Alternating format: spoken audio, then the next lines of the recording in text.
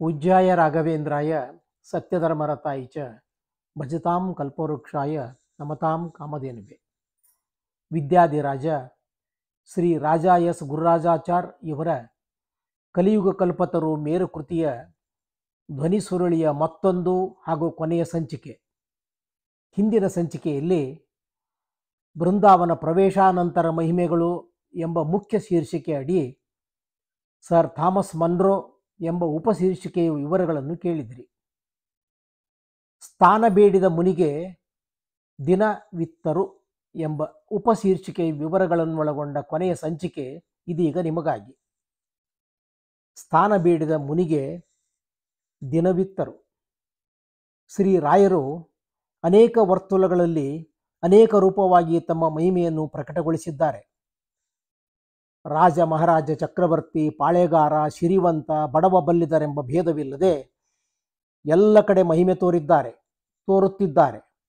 ಬೃಂದಾವನ ಪ್ರವೇಶ ಮಾಡಿದ 190 ವರ್ಷಗಳ ನಂತರ ತಮ್ಮ ಪೂರ್ವಾಶ್ರಮ ವಂಶೀಕರು, ಪೀಠಾಧೀಶರು ಆದ ಮಹನೀಯರಲ್ಲಿ ಮಾಡಿದ ಅನುಗ್ರಹ, ತೋರಿದ ಮಹಿಮೆ ಅದ್ಭುತರಮ್ಯವಾಗಿದೆ. ಈ ಕಥಾನಕವು ನಡೆದ ವೇಳೆಗಾಗಲೇ ಶ್ರೀ ಮದಾಚಾರ್ಯರ ಮಹಾಸಂಸ್ಥಾನದಲ್ಲಿ ಸುಬೋಧೇಂದ್ರರು ಮತ್ತು ಶ್ರೀ ಸುಜನೇಂದ್ರರು ಕ್ರಿಸ್ತ 1807ರಿಂದ 1826ರವರೆಗೆ ವಿರಾಜಿಸಿ ಅಗಾಧ ಪಾಂಡಿತ್ಯಾದಿಗಳಿಂದ ಲೋಕ ಕಲ್ಯಾಣ ಮಾಡಿದರು. ತರುವಾಯ ಶ್ರೀ ಸುಜ್ಞಾನೇಂದ್ರ ತೀರ್ಥರೆಂಬ ಮಹಾತ್ಮರು ಪೀಠಾಧೀಶರಾಗಿದ್ದರು. ಇವರು ರಾಯರ ಮರಿಮಕ್ಕಳಾದ ಶ್ರೀ ವಾದೀಂದ್ರ ತೀರ್ಥರ ಪೂರ್ವಾಶ್ರಮ ಪುತ್ರರು, ಪೀಠಾಧೀಶರೂ ಆದ ಶ್ರೀ ಧೀರೇಂದ್ರ ತೀರ್ಥರ ಮರಿಮಕ್ಕಳು. ಪೂರ್ವಾಶ್ರಮದ ಹೆಸರು ರಾಘವೇಂದ್ರಾಚಾರ್ಯರೆಂದು.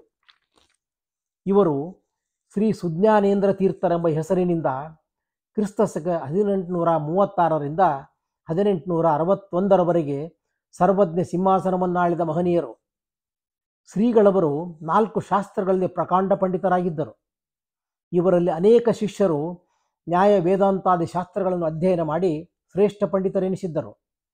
ಶ್ರೀ ಮದಾಚಾರ್ಯರ ಸತ್ಯಾಸ್ತ್ರವನ್ನು ಮತ್ತು ಪರಿಮಳ ಸಹಿತ ನ್ಯಾಯಸುಧಾ ಹಾಗೂ ಚಂದ್ರಿಕಾ ಪ್ರಕಾಶಾದಿ ಉದ್ಗ್ರಂಥಗಳನ್ನು 19 ಸಲ ಪಾಠ ಹೇಳಿ ಮಂಗಳ ಮಾಡಿದ್ದರು.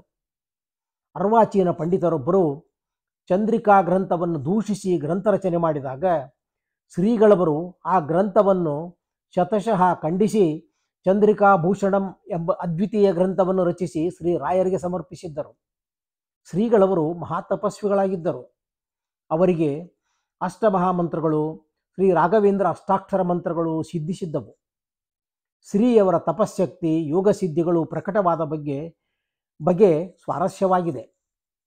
ಒಂದು ದಿನ ನಂಜನಗೂಡಿನಲ್ಲಿ ಶ್ರೀಗಳವರು ಮಹಾಮಂತ್ರಗಳ ರಾಯರ ಅಷ್ಟಾಕ್ಷರ ಜಪವನ್ನು ಮುಗಿಸಿ ಕಣ್ಣು ತೆರೆದಾಗ ಅವರ ದೃಷ್ಟಿ ಧರ್ಮಕರ್ಮ ಸಂಯೋಗದಿಂದ ತಮ್ಮ ಮುಂದೆ ಕುಳಿತಿದ್ದ ಒಂದು ಗುಬ್ಬಚ್ಚಿಯ ಮೇಲೆ ಬಿದ್ದಿತು. ಆಶ್ಚರ್ಯ! ಆ ಕೂಡಲೇ ಆ ಗುಬ್ಬಚ್ಚಿಯು ದಗದಗನೆ ಉರಿದು ಭಸ್ಮವಾಗಿ ಹೋಯಿತು. ಅಲ್ಲಿ ಉಪಸ್ಥಿತರಿದ್ದವರು ಅದನ್ನು ಕಂಡು ಶ್ರೀಗಳು ಮಹಾತಪಸ್ವಿಗಳೆಂದು ಕೊಂಡಾಡಿದರು. ಒಂದು ಗುಬ್ಬಿಯು ತಮ್ಮಿಂದಾಗಿ ಮೃತವಾಯಿತೆಂದು ಶ್ರೀಗಳವರು ದುಃಖಿಸಿದರು. ಅಂದು ಅವರು ಭಿಕ್ಷೆಯನ್ನು ಸ್ವೀಕರಿಸದೆ ಹೀಗಾಯಿತಲ್ಲ ಎಂದು ದುಃಖಿಸಿ ಶ್ರೀ ಹರಿವಾಯು ಗುರುರಾಜರಲ್ಲಿ ಪ್ರಾರ್ಥಿಸಿ ಉಪವಾಸ ಮಾಡಿದರು. ಅಂದು ರಾತ್ರಿ ಸ್ವಪ್ನದಲ್ಲಿ ಶ್ರೀ ರಾಯರು ದರ್ಶನವಿತ್ತು. ವತ್ಸ, ಚಿಂತಿಸಬೇಡ, ನೀನು ಓರ್ವ ಸುಜೀವಿಗೆ ಸದ್ಗತಿಯಾಗಲು ಕಾರಣನಾಗಿದ್ದೀಯೆ.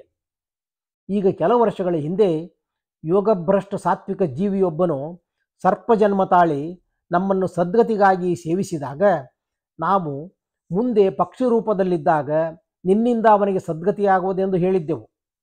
ಇಂದು ಅದು ಸತ್ಯವಾಗಿ ಘಟಿಸಿತು. ಆತನಿಗೆ ಸದ್ಗತಿಯಾಗುವುದು. ಈ ಕಾರಣದಿಂದಲೇ ನಾವು ನಿನಗೆ ತಪಸ್ಸಿದ್ಧಿ ಮಾಡಿಸಿದ್ದೇವೆ. ಇನ್ನು ಮುಂದೆ ನೀನು ತೆರೆಮರೆಯಲ್ಲಿ ಆಹ್ನಿಕವನ್ನು ಜರುಗಿಸು ಎಂದು ಅಪ್ಪಣೆ ಮಾಡಿದರು. ಮರುದಿನದಿಂದ ಗುರುರಾಜರು ಆಜ್ಞಾಪಿಸಿದಂತೆ ಶ್ರೀ ಸುಜ್ಞಾನೇಂದ್ರ ತೀರ್ಥರು ಆಹ್ನಿಕ, ಜಪ, ತಪಾದ್ಯನುಷ್ಠಾನವನ್ನು ತೆರೆಯ ಮರೆಯಲ್ಲಿ ಮಾಡಹತ್ತಿದರು. ಶ್ರೀಯವರಿಗೆ ಈ ಯೋಗ ಸಿದ್ಧಿಯಾದುದು ಶ್ರೀ ರಾಯರ ಅನುಗ್ರಹದಿಂದ ಎಂದ ಮೇಲೆ ಆ ಮಹನೀಯರ ಮಹಿಮೆ ಎಷ್ಟು ವ್ಯಾಪಕವೆಂದು ಪ್ರತ್ಯೇಕ ಹೇಳಬೇಕಾಗಿಲ್ಲ. ಆಗಿನ ಮಹೀಶೂರು ಅಂದರೆ ಈಗಿನ ಮೈಸೂರು ದೇಶವನ್ನು ಮುಮ್ಮಡಿ ಕೃಷ್ಣರಾಜ ಒಡೆಯರು ಪಾಲಿಸುತ್ತಿದ್ದರು. ಅವರು ಶ್ರೀಯವರ ಅವಿಚ್ಛಿನ್ನ ಭಕ್ತರಾಗಿದ್ದರು. ಶ್ರೀಯವರ ಉಪದೇಶಗಳಿಂದ ರಾಜರು ಶ್ರೀ ರಾಯರ ಅಂತರಂಗ ಭಕ್ತರಾದರು. ಶ್ರೀಯವರ ಪೂರ್ವಾಶ್ರಮ ಹಿರಿಯ ಪುತ್ರರಾದ ಶ್ರೀ ರಾಜಗೋಪಾಲಾಚಾರ್ಯರು ಸಣ್ಣ ವಯಸ್ಸಿನಲ್ಲಿಯೇ ನ್ಯಾಯ ವೇದಾಂತ ಶಾಸ್ತ್ರ ಪಾರಂಗತರಾಗಿದ್ದಂತೆ ಉತ್ತಮ ಸಂಸ್ಕೃತ ಕನ್ನಡ ಕವಿಗಳೂ ಆಗಿದ್ದರು. ಸ್ಫುರದ್ರೂಪಿಗಳಾಗಿದ್ದ ಆಕರ್ಷಕ ವ್ಯಕ್ತಿತ್ವದ ರಾಜಗೋಪಾಲಾಚಾರ್ಯರಲ್ಲಿ ಅರಸರು ತುಂಬ ಪ್ರೀತಿ ವಿಶ್ವಾಸ ತಾಳಿದ್ದರು. ಅದು ಅವರೀರುವರಲ್ಲಿ ಗಾಢ ಮೈತ್ರಿಯಾಗಿ ಪರಿಣಮಿಸಿತ್ತು. ಆತ್ಮೀಯ ಮಿತ್ರರು ಗುರುಪುತ್ರರೂ ಆದ ರಾಜಗೋಪಾಲಾಚಾರ್ಯರನ್ನು ಗೌರವಿಸಲು ಆಶಿಸಿದ ಮುಮ್ಮಡಿ ಕೃಷ್ಣರಾಜ ಒಡೆಯರು ಆಚಾರ್ಯರಿಗೆ ರಾಜ ಎಂಬ ಪ್ರಶಸ್ತಿ ಭೂಸ್ವಾಸ್ಥ್ಯಗಳನ್ನಿತ್ತು ಸನ್ಮಾನಿಸಿದರು. ರಾಜ ರಾಜಗೋಪಾಲಾಚಾರ್ಯರ ಪ್ರಭಾವದಿಂದಾಗಿ ಅರಸರು ಸಾಹಿತ್ಯಾಲಂಕಾರ ಶಾಸ್ತ್ರ ಹಾಗೂ ಸಂಸ್ಕೃತ ಕನ್ನಡ ಕಾವ್ಯ ರಚನೆಯಲ್ಲಿ ಮಿಂಚಲು ಕಾರಣವಾಯಿತು. ರಾಜರು ವಿದ್ವಜ್ಜನ ಪೋಷಕರಾಗಿದ್ದರಿಂದ ವಿದ್ವಜ್ಜನ ಸಹವಾಸದಿಂದ ಅವರು ಉತ್ತಮ ಪಂಡಿತರು ಗ್ರಂಥಕಾರರೂ ಆದರು. ಅವರು ಅನೇಕ ಕೃತಿಗಳನ್ನು ರಚಿಸಿ ಆಚಾರ್ಯರಿಗೆ ತೋರಿಸಿ ಅವರ ಸಲಹೆ ಪಡೆಯುತ್ತಿದ್ದರು. ಆಚಾರ್ಯರ ಸಹವಾಸ ಶ್ರೀಯವರ ಪ್ರಭಾವದಿಂದ ರಾಯರ ಭಕ್ತರಾಗಿದ್ದ ರಾಜರು ಶ್ರೀ ರಾಯರ ವಿಶೇಷಾನುಗ್ರಹವನ್ನು ಬಯಸಿ ಸಂಸ್ಕೃತದಲ್ಲಿ ಶ್ರೀ ರಾಘವೇಂದ್ರ ಸ್ವಾಮ್ಯಷ್ಟೋತ್ತರಂ ಎಂಬ ಕೃತಿಯನ್ನು ರಚಿಸಿ ರಾಯರ ಮಹಿಮೆಯನ್ನು ಮನಮುಟ್ಟುವಂತೆ ಬಣ್ಣಿಸಿ ಕೃತಿಯನ್ನು ಆಚಾರ್ಯರ ದ್ವಾರ ಶ್ರೀ ಸುಜ್ಞಾನೇಂದ್ರ ತೀರ್ಥರಿಗೆ ಅರ್ಪಿಸಿ ಶ್ರೀಯವರ ಮೆಚ್ಚುಗೆ ಅನುಗ್ರಹ ಗಳಿಸಿ ಕೃತಾರ್ಥರಾದರು. ಒಮ್ಮೆ ಮುಮ್ಮಡಿ ಅರಸರು ಮೈಸೂರಿನ ಡೆಪ್ಟಿ ಕಮಿಷನರ್ ಆಗಿದ್ದ ಓರ್ವ ಆಂಗ್ಲರನ್ನು ಶ್ರೀಮಠಕ್ಕೆ ಕಳಿಸಿ ಅವರ ದ್ವಾರ ಮಠದ ಕಾರ್ಯಗಳನ್ನು ಮಾಡಿಸಿಕೊಳ್ಳಲು ರಾಜಗೋಪಾಲಾಚಾರ್ಯರ ಮೂಲಕ ಗುರುಗಳಿಗೆ ಹೇಳಿ ಕಳಿಸಿದರು. ಆದರೆ ಶ್ರೀಗಳವರಿಗೆ ಏಕೋ ಆ ಆಂಗ್ಲ ಅಧಿಕಾರಿಗೆ ದರ್ಶನವೀಯಲು ಮನಸ್ಸಾಗಲಿಲ್ಲ.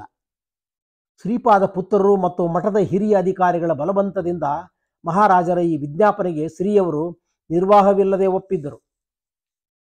ಆಂಗ್ಲ ಅಧಿಕಾರಿಗಳು ಸಿಬ್ಬಂದಿಯೊಡನೆ ನಂಜನಗೂಡಿಗೆ ಬಂದರು.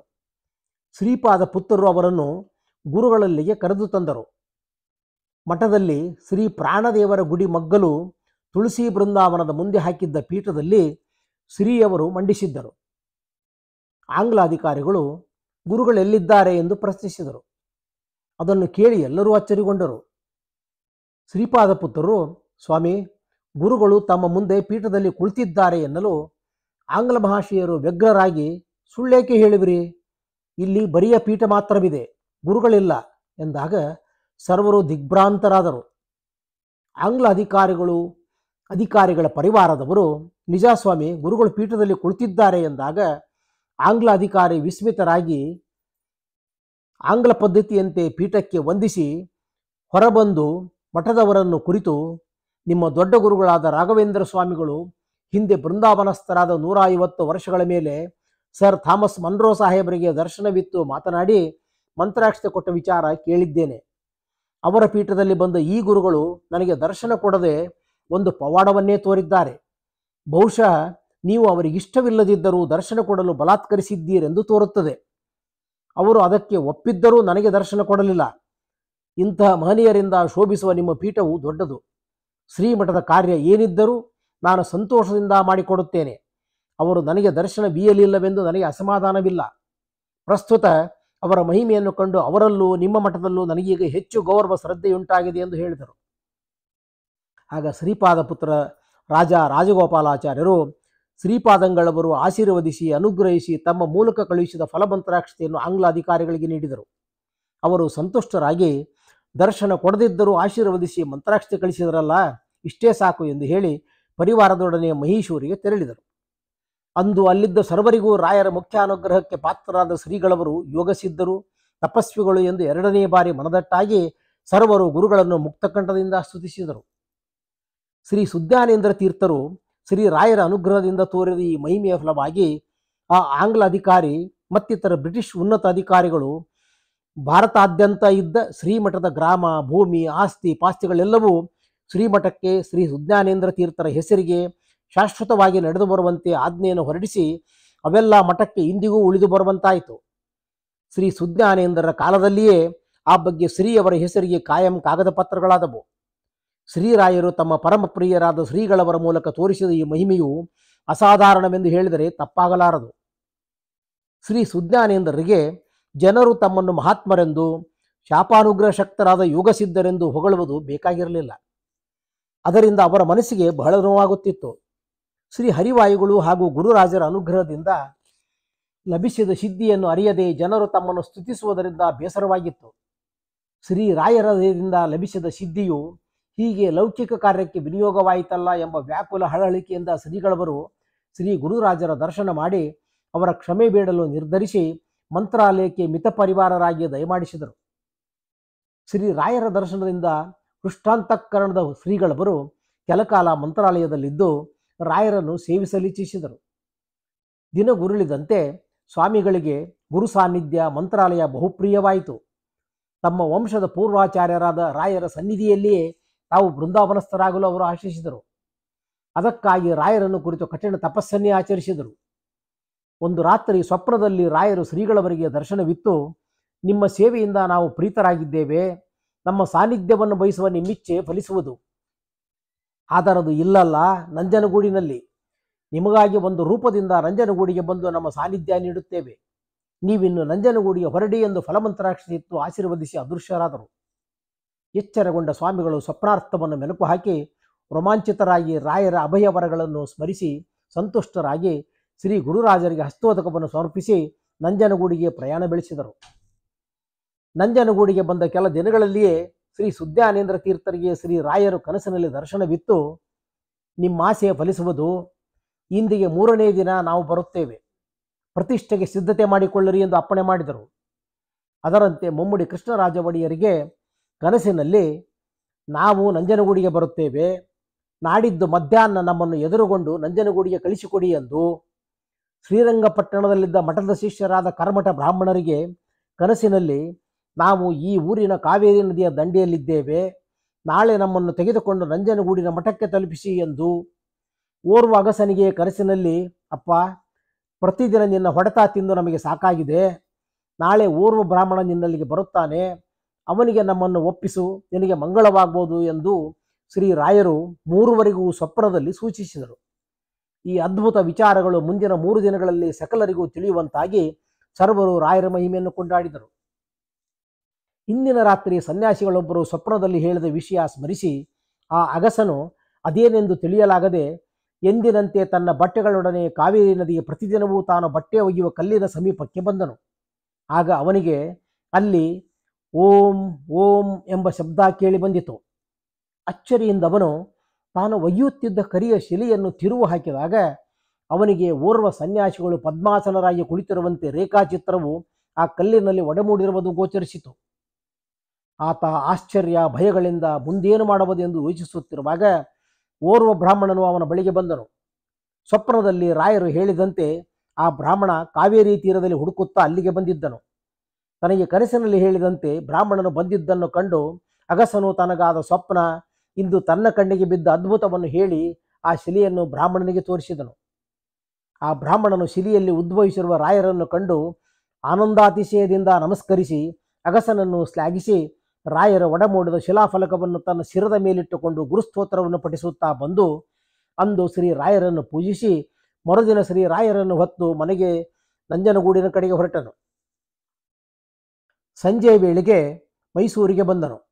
ಅಲ್ಲಿ ಅವನು ಕಂಡ ದೃಶ್ಯ ಅವನನ್ನು ವಿಸ್ಮಯಗೊಳಿಸಿತು. ಅಲ್ಲಿ 106 ಜನ ಸೇರಿದ್ದಾರೆ, ರಾಜ ಮರ್ಯಾದೆಗಳೆಲ್ಲ ಬಂದಿವೆ. ರಾಜ ಪ್ರತಿನಿಧಿಯು ಬ್ರಾಹ್ಮಣನನ್ನು ಕಂಡು ಮಾತನಾಡಿದಾಗ ರಾಯರ ಉದ್ಭವ ಮೂರ್ತಿಯನ್ನು ನಂಜನಗೂಡಿಗೆ ತೆಗೆದುಕೊಂಡು ಹೋಗುತ್ತಿರುವ ವಿಚಾರ ಸ್ಪಷ್ಟವಾಗಿ ರಾಜಪ್ರತಿನಿಧಿಯು ಸಕಲ ಮರ್ಯಾದೆಯೊಡನೆ ಆ ಬ್ರಾಹ್ಮಣನನ್ನು ಪೂರ್ಣಯ್ಯನವರ ಛತ್ರಕ್ಕೆ ಕರೆತಂದನು. ಅಂದು ಸಂಜೆ ಮಹಾರಾಜರು ಬಂದು ಶ್ರೀ ರಾಯರ ದರ್ಶನ ಮಾಡಿ ದೀಪಾರಾಧನೆ ಮಾಡಿಸಿ ರಾಯರಿಗೆ ನಮಸ್ಕರಿಸಿ ಸಂತೋಷದಿಂದ ಆ ಮನೆಗೆ ಅರಮನೆಗೆ ತೆರಳಿದರು. ಮರುದಿನ ರಾಜರ ಅಪ್ಪಣೆಯಂತೆ ರಾಜಪ್ರತಿನಿಧಿಗಳು ಜೋಡು ಕುದುರೆ ಸಾರೋಟಿನಲ್ಲಿ ರಾಜ ಗೌರವಗಳೊಡನೆ ಆ ಬ್ರಾಹ್ಮಣನನ್ನು ಶ್ರೀ ರಾಯರ ಶಿಲಾಫಲಕವನ್ನು ನಂಜನಗೂಡಿಗೆ ಕಳಿಸಿಕೊಟ್ಟರು. ಇತ್ತ ನಂಜನಗೂಡಿನಲ್ಲಿ ಶ್ರೀ ಸುಜ್ಞಾನೇಂದ್ರ ತೀರ್ಥರು ಶ್ರೀ ರಾಯರ ಅಪ್ಪಣೆಯಂತೆ ಪ್ರತಿಷ್ಠೆಗೆ ಸಕಲ ಸಿದ್ಧತೆ ಮಾಡಿಕೊಂಡು ಶ್ರೀಮಠದ ಮುಂಭಾಗದಲ್ಲಿ ವಿದ್ವಜ್ಜನರು ಪರಿವಾರ ವಾದ್ಯ ವೈಭವದೊಡನೆ ಕಾದು ನಿಂತಿದ್ದಾರೆ. ಸ್ವಲ್ಪ ವೇಳೆಗೆ ಕಹಳೆ ಧ್ವನಿ ಕೇಳಿಸಿತು. ಎಲ್ಲರೂ ಕುತೂಹಲದಿಂದ ನೋಡುತ್ತಿರುವಂತೆಯೇ ರಾಜಮರ್ಯಾದೆಯೊಡನೆ ಕುದುರೆಯ ಸಾರೋಟು ಶ್ರೀಮಠದ ಮುಂದೆ ಬಂದು ನಿಂತಿತು. ಶಿಲಾಫಲಕವನ್ನು ಶಿರದಲ್ಲಿ ಧರಿಸಿದ್ದ ಬ್ರಾಹ್ಮಣ ಕೆಳಗಿಳಿದು ಬಂದನು. ಅವನಿಂದ ಸಮಸ್ತ ವಿಚಾರವನ್ನರಿತು ಜನರು ಶ್ರೀ ರಾಯರ ಜಯ ಜಯಕಾರ ಮಾಡಿದರು. ಅಭಯವಿತ್ತಂತೆ ಮಹಾಮಹಿಮೆಯನ್ನು ಬೀರುತ್ತಾ ಶ್ರೀ ಗುರುರಾಜರು ಶಿಲಾಫಲಕದಲ್ಲಿ ಸ್ವಯಂ ವ್ಯಕ್ತರಾಗಿ ದಯಮಾಡಿಸಿದ್ದನ್ನು ಕಂಡು ಶ್ರೀಗಳವರ ಮೈ ಪುಳಿಕಿತು, ಆನಂದಾಶ್ರು ಮಿಡಿಯಿತು. ಭಕ್ತಿಯಿಂದ ರಾಯರನ್ನು ಭಜಿಸುತ್ತಾ ಮಠಕ್ಕೆ ಕರೆತಂದರು. ಶ್ರೀಯವರಲ್ಲಿ ರಾಯರು ಮಾಡಿದ ಅನುಗ್ರಹವನ್ನು ತಿಳಿದ ಜನಸ್ತೋಮ ಶ್ರೀರಾಯರ ಮಹಿಮೆ, ಶ್ರೀಯವರಲ್ಲಿ ರಾಯರ ಅನುಗ್ರಹಗಳನ್ನು ಪ್ರಶಂಸಿಸಿತು. ಶ್ರೀಗಳವರು ಶ್ರೀರಾಯರ ಪ್ರತೀಕವನ್ನು ಶ್ರೀ ಪ್ರಾಣದೇವರ ಎಡಪಾರ್ಶ್ವದಲ್ಲಿ ಪೂರ್ವಾಭಿಮುಖವಾಗಿ ಅಂದೇ ಸಂಪ್ರದಾಯ ಪ್ರಕಾರವಾಗಿ ವಿಜೃಂಭಣೆಯಿಂದ ಸ್ವಹಸ್ತದಿಂದ ಪ್ರತಿಷ್ಠಾಪನೆ ಮಾಡಿ ಪೂಜಾರಾಧನೆ ಮಾಡಿ ಹಸ್ತೋದಕವನ್ನು ಸಮರ್ಪಿಸಿ ಬ್ರಾಹ್ಮಣ ಸುವಾಸಿನಿಯರ ಸಂತರ್ಪಣೆಯನ್ನು ನೆರವೇರಿಸಿದರು. ಶ್ರೀ ಸುಜ್ಞಾನೇಂದ್ರ ತೀರ್ಥರಿಗಾಗಿ ಶ್ರೀರಾಯರು ಶಿಲಾಫಲಕದಲ್ಲಿ ಸ್ವಯಂ ವ್ಯಕ್ತರಾಗಿ ಒಲಿದು ಬಂದು ನಂಜನಗೂಡಿನ ಮಠದಲ್ಲಿ ತಮ್ಮ ದಿವ್ಯ ಸಾನ್ನಿಧ್ಯವನ್ನು ಚೆನ್ನಾಗಿ ಅಭಿವ್ಯಕ್ತಗೊಳಿಸಿ ವಿರಾಜಿಸಿದರು. ಕ್ರಿಸ್ತಶಕ 1861ನೇ ದುರ್ಮತಿ ಸಂವತ್ಸರ ಪ್ರಾರಂಭವಾಯಿತು. ಶ್ರೀ ಸುಜ್ಞಾನೇಂದ್ರ ತೀರ್ಥರು ನಂಜನಗೂಡಿನಲ್ಲಿ ಚಾತುರ್ಮಾಸ ಸಂಕಲ್ಪಕ್ಕೆ ಕುಳಿತರು. ಶ್ರಾವಣ ಮಾಸದಲ್ಲಿ ಶ್ರೀಯವರಿಗೆ ದೇಹಾಲಸ್ಯವಾಯಿತು.